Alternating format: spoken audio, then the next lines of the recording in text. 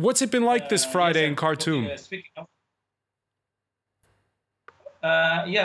today was a very important day for the protesters here because now, after 6 weeks of beginning these demonstrations, today they are moving ahead towards many political goals which was targeted by the demonstration during the last couple of weeks. Mr. Sadiq al-Mahdi, who is a very prominent leader, political leader in Sudan, announced in the main mosque of Al-Ansar, announced his position in a very clear words. He asked for removing the regime and asked for a new government to take over for a transitional period. That was a great move for the demonstrations. I think this will encourage more political leaders and maybe more parties, political parties, to engage in this political movement in Sudan. But we know the opposition is weak. Omar el-Béchir, who came to power through a coup 30 years ago. What does happen once he leaves office? Yeah, the political movement in Sudan, the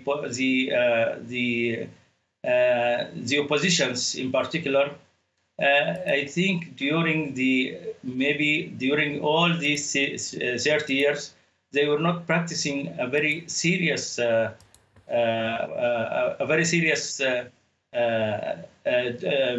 demonstrations or protests against the regime.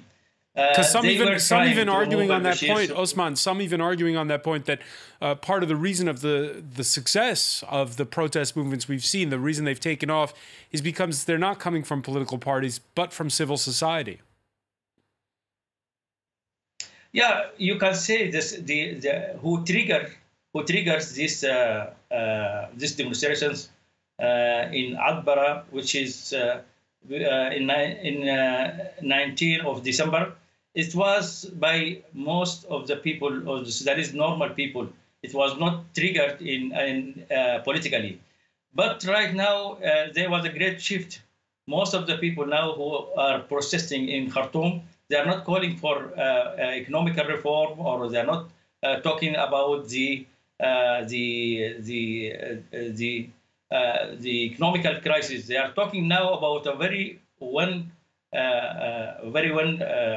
target, which is to remove the regime of Omar al-Béchir, and they are talking about this as a very clear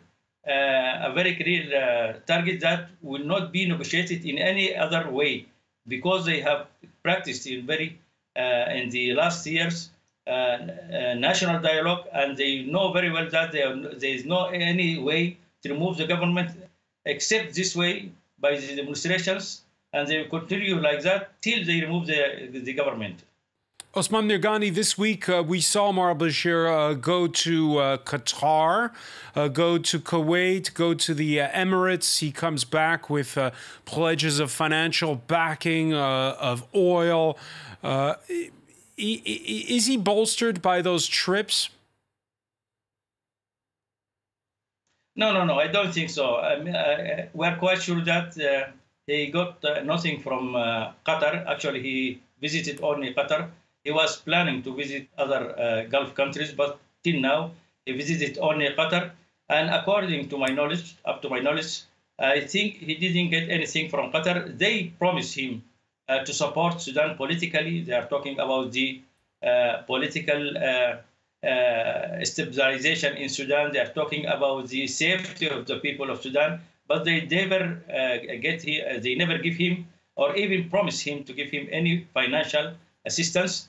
Most probably, this is the same situation of Saudi Arabia, who visited Sudan today. One of the most important ministers of the cabinet of Saudi Arabia, he visited Sudan today, but he didn't promise to give any financial assistance. Instead of that, he was talking about what he gave Saudi Arabia, what they gave Sudan in the last couple of years. They are trying to tell people that, to tell the government maybe, that they helped Sudan in the past, but they are not ready now in this time to give more financial assistance to Sudan. most probably he's trying to say that in the future, if something changed in Sudan, if the government changed, maybe they can help it.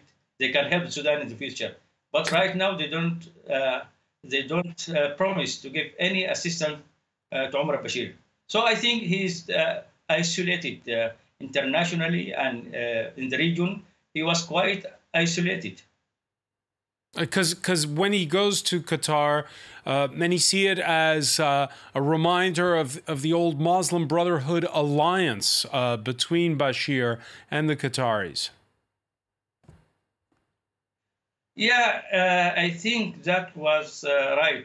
For example, I think because Qatar was assisting and supporting Omar al-Bashir in the last years, from this point of view, they are trying to they are trying to support him because he's maybe ideological in the ideological point of view. He's also supporting the position of Qatar in other aspects. So that was the past. But right now, he has a very, before the visit to Qatar, he has a normal relations with Saudi Arabia and Emirates and Egypt.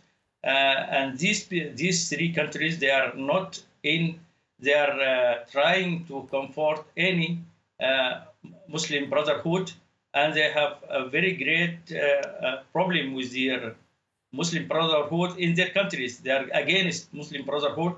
So still they are supporting him. And most probably he promised, or maybe he has some, in a way, he convinced them that he is against Muslim Brotherhood and he has no any relations with them. But to visit Qatar right now in this time, this most probably is just a way to get a very fast relief, or maybe a very fast assistance, economical assistance, to try to survive. To try to survive. Right, just one final question, Osman Mirghani, because we're short on time in 30 seconds.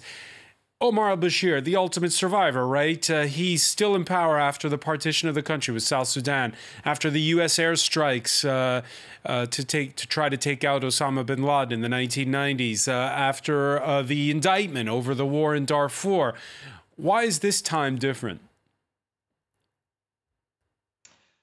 Yeah, because he was very lucky during the last 30 years because he has a very weak political oppositions.